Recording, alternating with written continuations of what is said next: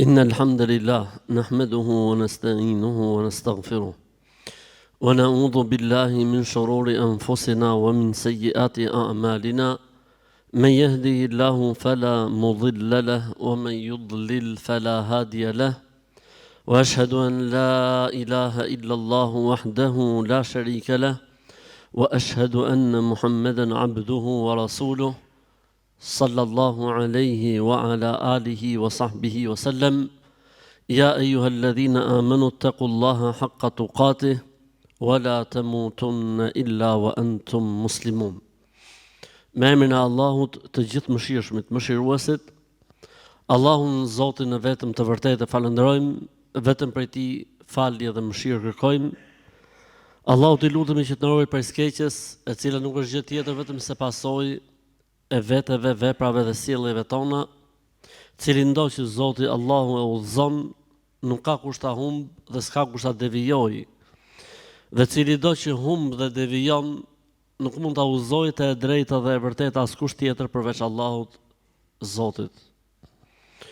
Dëshmoj dhe deklaroj se nuk ka Zot të vërtet, Zot që meriton të jetë Zot, të njihet si Zot, të adhurohet si Zot përveç Allahut, një i vetëm, pa shok, pa ortak, pa fëmijë, pa bashkëshorte, i pa imagjinueshëm nga mendjet njerëzore, sido që të imagjinohet nuk është ashtu. Dëshmoj dhe deklaroj se Muhamedi alayhi salatu wassalam ishte njeri, shërbëtor i Zotit, i dërguar i Tij, vula e profecisë në tokë, misioni i cilit përmbledhet në ajetin kuranor: "Wa ma arsalnaka illa rahmatan lil alamin." Të sollëm në këtë botë ty o Muhammed sallallahu alaihi wasallam për të qenë pasqyrim, mëshirim i mëshirës së Zotit për të gjithë botrat, për të gjithë krijesat. Mirësitë dhe bekimet e Zotit dhe begatitë e Tij dhe paqja e Tij qoftë mbi të, mbi familjen e Tij të pastër, mbi shokët e Tij besnik, si dhe mbi të gjithë ata besimtarë dhe ato besimtare që ndjekin dhe pasojnë rrugën e Tij deri në ditën e Kiametit. Është e nevojshme për njeriu që të kujtohet paktën një herë në javë me fjalën e Zotit: "O ju që keni besuar, friksojeni Zotit ashtu siç duhet, dhe se vdekja mos t'ju gjejë vetëm se duke qenë musliman të mirë, musliman të vërtet." Dhe ne kemi thënë dhe përsërisim që kjo është sfida jonë sa jemi gjallë, që të adhurzojmë Zotit shpirtin si besimtar të vërtet, si musliman të mirë. Fjala më e bukur është fjala e Zotit, udhëzimi më i mirë është udhëzimi që skicoi me jetën dhe me veprën e Tij Muhamedi alayhi salatu wassalam.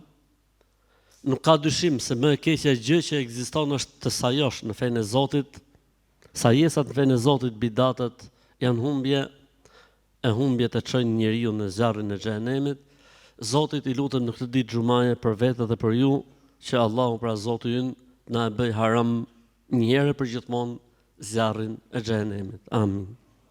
Vëllezër dhe motra, Allahu xhalla xhelaluhu diku në Kur'an përmend disa bekime dhe mirësi për profetin e Tij Muhammedin alayhi salatu wassalam. Si rrallë herë, afërsisht 12 mirësi dhe bekime që i ka dhënë pejgamberit alayhi salatu wassalam. Dhe në fund të këtyre mirësive dhe begative që i ka fal profetit e Tij Muhammedit alayhi salatu wassalam, Allahu xhalla xhelalu e mbyll duke thënë: "Fa idha faraghta fansab wa ila rabbika farghab." E kur të mbarosh, çohu prap. Zotin tënd ki qëllim në jetën tënde, kënaqësinë e Tij dhe dashurinë e Tij, ki e moto sa ti jesh gjallë. Faktikisht ato mirësi që Zoti i ka përmend për pejgamberin alayhis salatu wassalam, për të janë në formën më të plotësuar. Po edhe ne, gjithë secili prej nesh, e gjen veten në ato mirësi të Zotit. Për shembull, asnjërin prej nesh Zoti nuk e ka lënë masdore dhe nuk e ka harruar. Dhe gjithsecilit prej nesh Zoti ka për t'i dhënë mirësi dhe begati derisa të kënaqet në xhenetet e tij. Shumë prej nesh kanë qenë në gjendje të vështirë e Zoti i ka bekuar. Ka në mesin tonë njerëz që kanë qenë jetim e Zoti i ka strehuar. Dhe ne gjithë kemi qenë të humbur e Zoti na ka udhëzuar. Të gjithëve Zoti na ka çel zemrën dhe shpirtin dhe gjoksin për të pranuar Islamin. Dhe gjithëve na ka premtuar se do të na i shuaj mëkatet dhe gjunahet tona. Dhe gjithë na ka premtuar se emri ynë do të mbetet sa do të jetë gjithë secili prej nesh në shërbim të fesë dhe të besimit. Dhe gjithë na ka premtuar se me vështirësinë është edhe lehtësimi. Atëherë dhe ne jemi në këtë urdhrin që i ka dhënë Zoti pejgamberit alayhi salatu wassalam, fa idha faragta fansab wa ila rabbika farghab. E kur të mbarosh çohu prap. E Zotit përkushtoju atë, pra Zotin ki synim, ki qëllim, ki objektiv në jetën tënde. Ai Zot që ja kemi nevojën e s'na e ka nevojën. Ai Zot që është Zot edhe pa ne, edhe me ne. Po edhe kur nuk do të jemi ne, ai do të jetë Zot. Ai Zot që në dorën e tij është gjithçka, në këtë botë edhe në botën tjetër. E ne s'kemi asgjë pa lejen dhe fuqinë që mund të na japi Allahu xhallal xhelalu për të pas suksese në jetë. Qul huwa rabbi la ilaha illa huwa alayhi tawakkaltu wa ilayhi matab. Thuaj, o vëllezër, nuk ka jetë më të bukur për të paraqitur raportin e njeriut me krijuesin. Thuaj, Allahu është Zoti im. Nuk ka të tjetër Zot të vërtet që meriton të jetë Zot, të adhurohet si Zot, të njihet si Zot përveç tij. Alayhi tawakkalt, atij jam mbështet për gjithçka. Atij ja kam lënë gjithçka në dorë, se besoj se Zoti im ma do të mirën. Sepse besoj se edhe nëse më sprovon, po më edukon, e po më lehtëson, dhe se ka personale.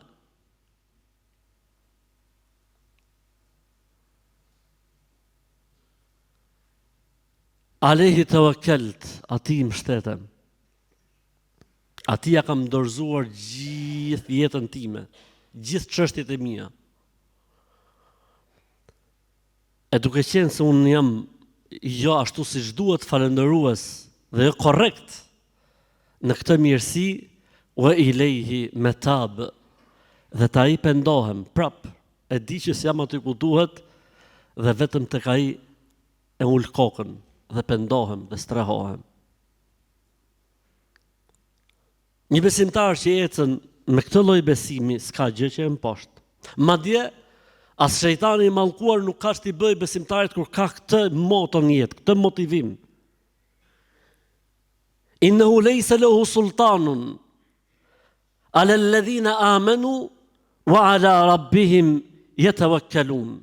Nuk mund të ketë pushtet shejtani, djalli, ndaj besimtarëve të vërtet, ndaj muslimanëve të vërtet, nuk mund të ketë pushtet. Ndaj besimtarëve të cilët i janë dorëzuar Allahut. Se po të more Allahu në mbrojtje, e po ju dorëzove atij, nuk mund të afrohet më shejtani. Nuk mund të ketë më ndikim shejtani tek ti. Për këtë arsye thoshin burrat e moçëm, nëse do më e ditë veten tate sa i je mbështetur Allahut, sa i je dorëzuar Allahut, sa ja ke lënë punët dhe jetën tënde Allahut, shiha a ke ngacmime nga shejtani në jetë apo jo. Nëse ke ngacmime nga shejtani në jetë, do të thotë se dorëzimi te Allahu nuk është i plot. Sepse edhe tewakkuli ka shkallët e veta. Ti dorëzohesh Allahu, do të thotë mos ta kthesh më kokën mbrapa. Ti dorëzohesh Allahu do të thotë kesh thonë me shpirt, raditu billahi rabba. Jam i kënaqur dhe i lumtur që Allahu është Zoti im. E kjo i obligon njeriu një qetësi në zemër pas një lloj tronditje sido që të vijeta. Dhe një mund në lëvizje dhe në gjymtyr, sikur thua që ky njeri s'ka për të vdekur kurrë.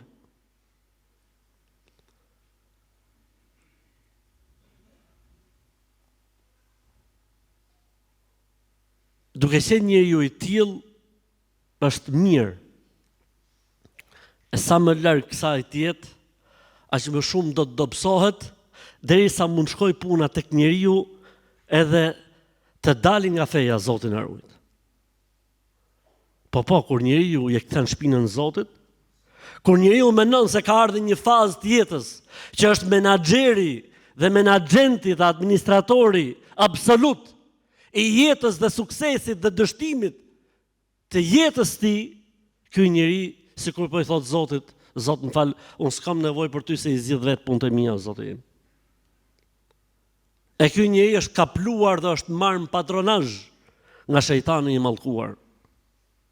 Ndërsa besimtari vërtet e kupton dhe e din dhe çështjet e dorëzon Zotit dhe e ndjen dhe e din që është nevojtar për Allahun xhel xhelaluhu në çdo çast të jetës ti, në çdo frymëmarrje të jetës ti në jetën e kësaj bote.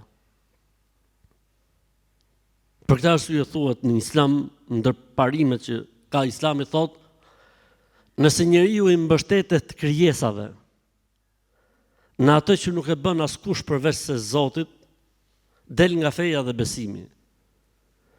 E nëse i mbështetesh krijesave në atë që mund të bëj krijesa, je në rregull, s'ke dal nga feja nga besimi, po më e mira është që mos mbështetesh në krijesa. Nëse dikush mbështetet në krijesa, kërkon, shpreson nga krijesat, të gjalla apo të vdekur qofshin, sende apo kafsh, diçka që se ka në dorë askush tjetër përveç Allahut, në këtë rast njeriu ka dalë nga feja dhe besimi i tij. E kush mbështetet në krijesa, në atë që mund ta bëjë me të vërtet njeriu, krijesa, thotë kjo është e lejuar dhe nuk ka asnjë lloj problemi. Po më e mira është që mbështetjen tënde në krijesa ta bësh shkak dhe sebeb, jo mbështetje. Njëri prej sahabëve, shokëve të pejgamberit alayhis salam, tregon: kam qenë njëri nga 10 persona, thotë, që kemi bërë një besatim të veçantë me pejgamberin alayhis salam, ndryshe nga sahabët e tjerë. Pjesë e këtij besatimi është besatimi i të gjithë, po ka një shtojc, besatimi i këtyre afërsisht 10 sahabëve, thotë: wa an la nas'ala an-nas shay'a. Mos t'i kërkojmë njerëzve asgjë. Për këtë arsye tregojnë tabiinët, nxënësit e tyre, ndonjëri prej kësaj 10-shës thotë, po t'i binte mizvaku dhe ishte mbi deve, e ndalonte deven, e ulte deven, e merrte mizvakun, hipte mbi deve dhe e ngrinte deven. Pse? Se nuk donte që zemra e tij të ishte e lidhur me dikë nga krijesat e Zotit. Zemra e tij të ishte e lidhur vetëm me Allahun xhella xhelaluhu. E nëse krijesa ofron diçka, apo mund të ofrojë diçka, falenderohet, shpërblehet. Arsyeja që mos jetë zemra e njeriu asnjëherë e lidhur me krijesën, me mirësinë që ka ardhur prej krijesës. Për këtë arsye tregohet se pejgamberi sallallahu alajhi wasallam nuk ka ndodhur në jetën e tij që të jetë bërë një dhuratë dhe mos ta ketë kthyer me një dhuratë tjetër. Madje na mësonte neve dhe thoshte, ai që njerëzit nuk din t'i falenderojë, as Zoti nuk di ta falenderojë. Kush ua bën një të mirë, kthejani me të mirë. E nëse nuk keni mundësi, falenderojeni dhe thojeni atij Allahu ta shpërblef në të mirë dhe lutuni për të derisa të mendoni se e keni shlyer të mirë që ky njeriu ka bërë, e gjithë kjo për të ruajtur zemrën e njeriu nga lidhja apo nga varësia në krijesat e Allahut Gjelle Gjelaluhu. Fa idha faragte fansab wa ila rabbika farghab. E kur të mbarosh çohu, ngrihu prap. Kënaqësinë e Zotit ki synim. Kënaqësia e Zotit është ushqim, është nevojë, është lumturi, është gëzim. E njeriu nuk mund thot jam gëzu para i viti apo para i muaj, njeriu ka nevojë për gëzim të vazhdueshëm, njeriu ka nevojë për lumturi të vazhdueshme, njeriu ka nevojë për energji dhe motivim të vazhdueshëm, e nuk mund ta bëj këtë tek njeriu vetëm se kërkimi i tij për kënaqësinë e Zotit, angazhimi i tij për kënaqësinë e Zotit, për dashurinë e Allahut Xhella Xhelaluhu. Prej komenteve interesante të këtij ajeti kuranor thoshte ky ajet kuranor është iyyake na'budu wa iyyake nasta'in i kthym mbrapsh. Iyyake na'budu wa iyyake nasta'in i kthym mbrapsh. Fa idha faragta fansab wa ila rabbika farghab. Zotin ki qëllim dhe synim, kënaqësinë e tij, dashurinë e tij. Pjesa 2. Fa idha faragta fansab, atë kur të mbarosh, hidhu në adhurimin tjetër, bëj gjën tjetër. Mos u mjafto me diçka që ke bërë, që është pjesa e 2, wa iyyake nasta'in. Vetëm ty ta adhurojmë. Vetëm prej teje kërkojmë ndihmë, sepse ti nuk mund të jesh koherent dhe i përhershëm në adhurimin e Zotit, po nuk të ndihmoj dhe nuk të dha fuqi Allahu Xhella Xhelaluhu. Faktikisht Islami, po ta shohësh, jetën e njeriu nga mëngjesi deri në gjumë apo deri në mëngjesin tjetër e ka të mbushur me adhurime nga më të ndryshmet. Nuk është se ka hapësira për boshllëqe. Për shembull, pastërtia është e kërkuar për besimtarit në 24 orë. Largimi i papastërtive nga trupi i tij, nga rrobat e tij, nga vendi ku rrin, është e kërkuar për besimtarin në 24 orë. Është mirë tha që besimtari të rrijë gjithmonë me abdes, se abdesi është arma e besimtarit për çdo të keqe që mund të përballet me të në jetë. Dhe kjo nuk është vetëm kur fal namaz, është kërkuar edhe e preferuar gjithmonë. Pastaj po të shohim namazet, sa namazet kanë ditë natë obligative? 5. Pra nuk është se ti falesh mëngjes dhe e kryen këtë punë dhe falesh mëngjesin tjetër. Do të falesh mëngjes, do të falesh në drekë, do të falesh mas dite, do të falesh mas perëndimit diellit dhe do të falesh natën. Po s'mbaron me kaq faktikisht, dhe ka namazë mes tyne. Ka namaz duhaje, ka namaz natë, ka namaz abdesi. Po kështu dhe agjërimi për shembull, nuk mbyllet agjërimi me Ramazanin. Mas Ramazanit vjen 6 ditë, po ka i ditë, po i ditë jo, ka 38, ka 3 ditë të bardha, ka 10 ditë shi i Dhulhixhes, ka muaj siç është Muharremi, siç është muaji i Shabanit, e kështu me radhë. Po të vish ke zekati, nuk mbyllet jeta e besimtarit nëse e mbyll me zekatin.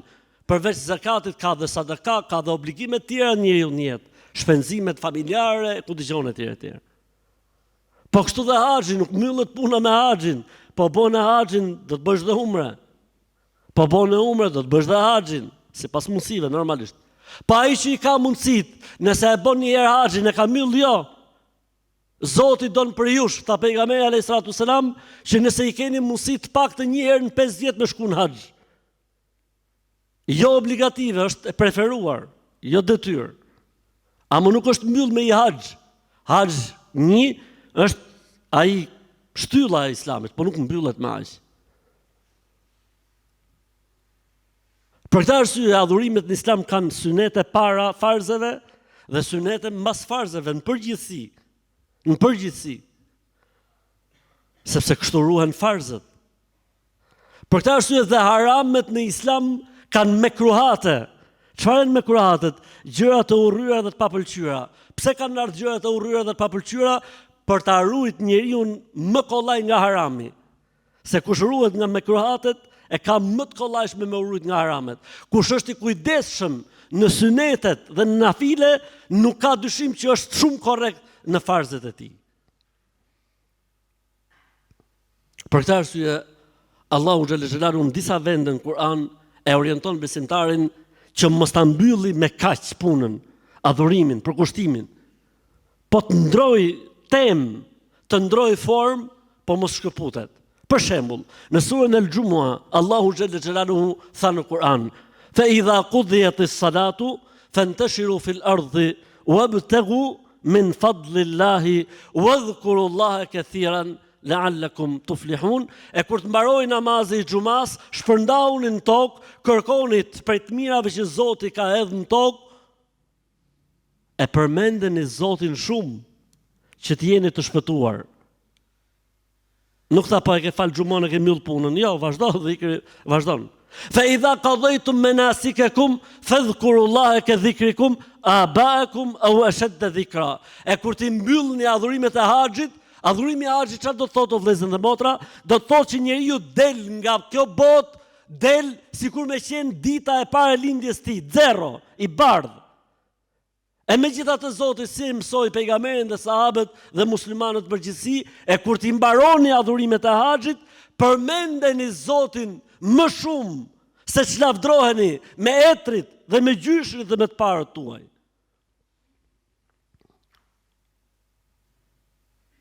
Ose ajeti tjetër, fa idha qadaytumus salata fadhkurullaha qiyaman wa qu'udan wa ala junubikum. E kur të mbaroni faljen e namazit, përmendeni Zotin. Pra masi të falni farzin, përmendeni Zotin e kështu me radhë. Pse? Sepse është nevojë njeriu mund të ndroj taktikën dhe metodën, po nevoja e shpirtit tij dhe e zemrës tij për të qenë vazhdimisht e lidhur me Allahun është nevojë jetësore, nevojë e shpirtit. Përndryshe bëhemi siç tha Zoti për ata që vrasin fëmijë dhe gra dhe duart i kanë me gjak, fëmijësh dhe gra të pafajshëm. Dhe nuk din gjë tjetër vetëm se të hapin luftra. Arsyeja cila është? Thumma qasat qulubukum min ba'di dhalika fa hiya kal hijarati aw ashaddu qaswa. E më pas zemrat e tyre u ngurtësuan, e u bën më të ngurta se shkëmbit, se gurët, se betoni. E një zemër e ngurtë kënaqet kur duart e tij gjakosen me gjakun e të pafajshmëve, e grave dhe të fëmijëve, civilëve, vetëm se ndallim, ai këto e quan trimëri, e quan në emër të lirisë dhe në emër të mbrojtjes së vetes, dhe bota që tuar troket, dhe bota që hesht, dhe bota që ja vullos vetes titullin më të pështirë që mund të shohë ndonjëherë historia e njerëzimit, nifak, hipokrizi, dëftyrsi.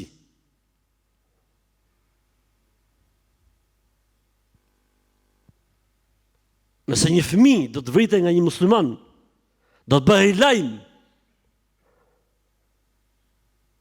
do ishte objekt diskutimi, terrorizmi islamik, ai termi më i vështirë dhe më i fllihur që ka nxjerrë modernizmi.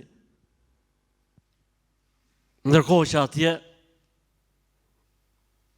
vetëm në Gaza numri i fëmijëve dhe i grave, mos më fol për pjesën tjetër të popullsisë civile, ka kap 40.000 që dihen dhe që janë faktuar, mos flasin për të plagosur dhe të gjymtuar dhe të qymtuar.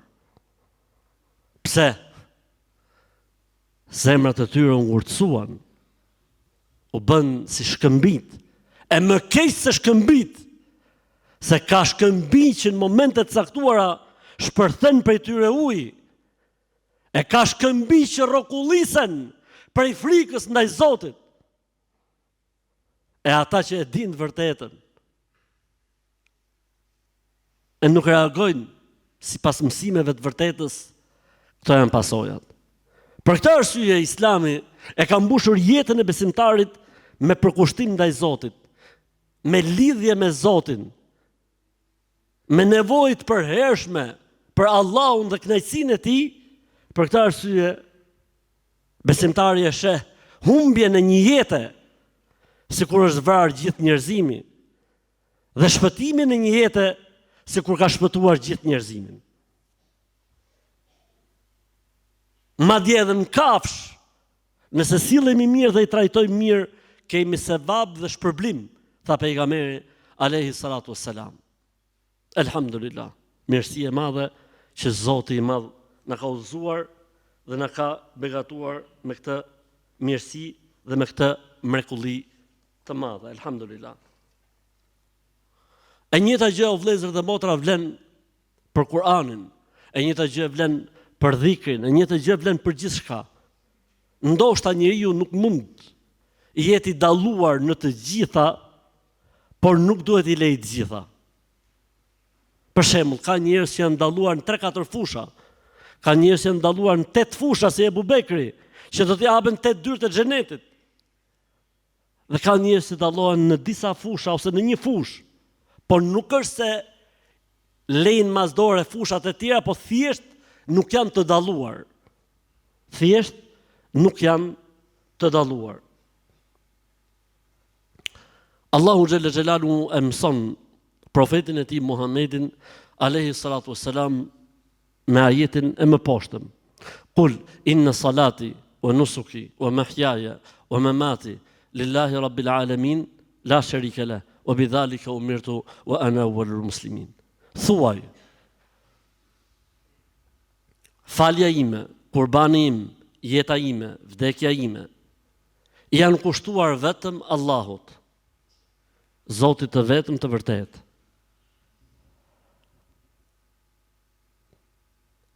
Dhe unë jam i pari udhëheqës i muslimanëve.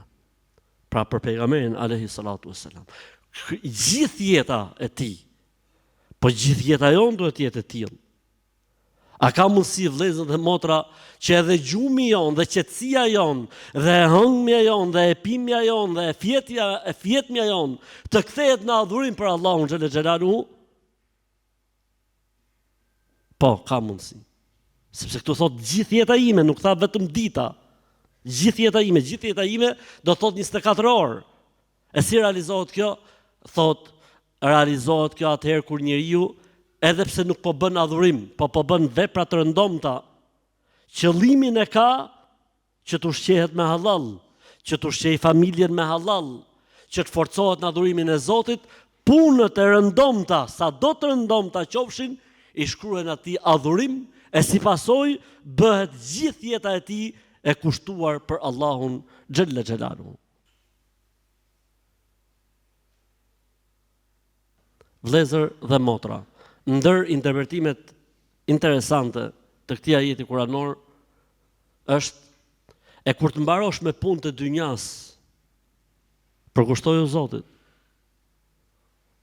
Nganjëherë njeriu e bën dynjan dhe vrapimin mbas saj dhe kënaqësive të saj sebeb të mos adhurimit Zotit. Po pse nuk e fal drekën nga që jam punë? Po pse s'falesh nga që jam shkollë? Po pse t'ikim 2 namazë në ditë nga që s'mlen shefi? Kjo nuk është arsye, vallahi billahi. Ty mund të ikin synetet e drekës pa fal, se jenë punë.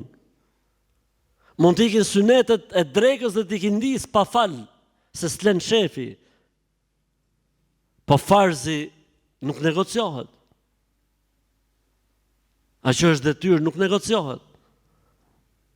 A beson se Zoti është furnizuesi?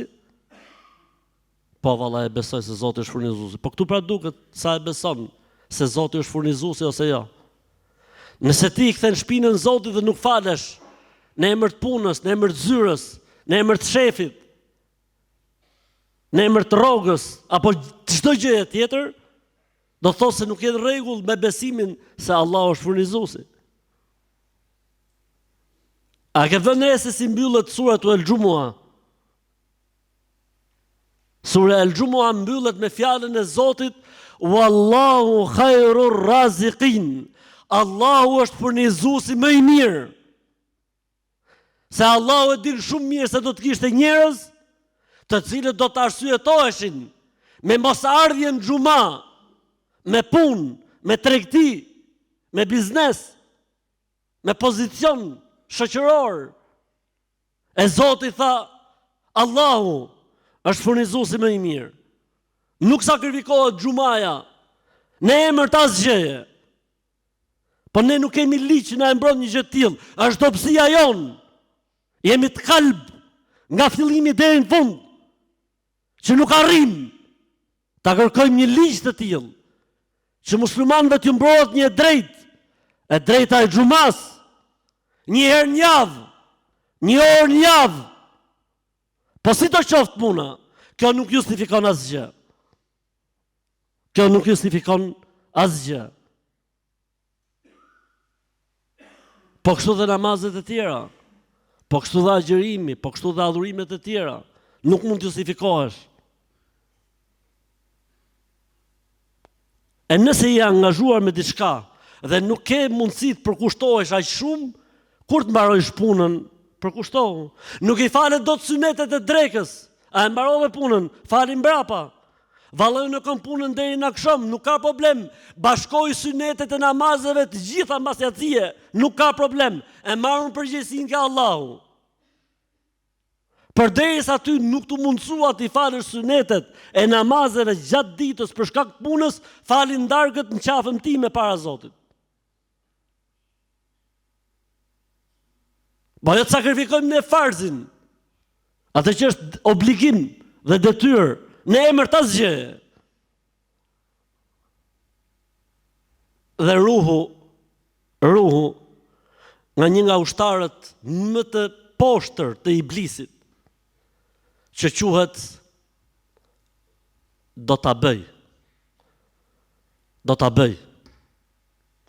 Thonë të parët tanë, një nga ushtarët më të fliqur të iblisit, të shejtanit është do tëja. Sa njerëz kanë thonë do të, dhe kanë nik nga kjo botë pa shku akoma ke dëja, e jo më me shku ke oja dhe tëja dhe eja. Prandaj mos e lë shejtanin të lozi. Të bish viktime një nga ushtarët e tij më të fliqur dhe më të poshtër të dotës. Se kjo punë, si thot Hasan el-Basriu, rahimahullah, po të iku dita është mbyll. Po të iku dita është vulos. Vetëm një gjë mund të korrigjojë problemet tona masi vuloset dita. Ajo gjë është istikfari. O Zot më fal. O Zot më fal, o Zot më fal. Lusë Allahun, Zotin e gjithësisë, që t'jemi ndër ata që e ndjejmë vazhdimisht nevojën e garimit për kënaqësinë e Allahut. Nevojën e dashurisë së Allahut, e mos t'jemi sezonal. Mos t'jemi ramazanista, po t'jemi adhurista. Adhurist Allahut xhalla xhelaluhu në çdo moment të jetës. Se e duam dhe na do. Na i qeli sy dhe na udhëzoi, na tregoi se cila është rruga për të fituar kënaqësinë e tij. Wa laysa man alima kaman lam ya'lam. E nuk është ai që i di gjërat si ai që nuk i di. Ne të gjithë i dim këto gjëra, kështu që nuk mund të justifikohemi dhe nuk mund të arsyetohemi. Zoti lëshoft mbi ne mëshirë, sa të jemi gjallë, Zoti lëshoft mbi ne mëshirë, kur të jemi në varr, e Zoti lëshoft mbi ne mëshirë ditën kur do të dalim përpara Tij.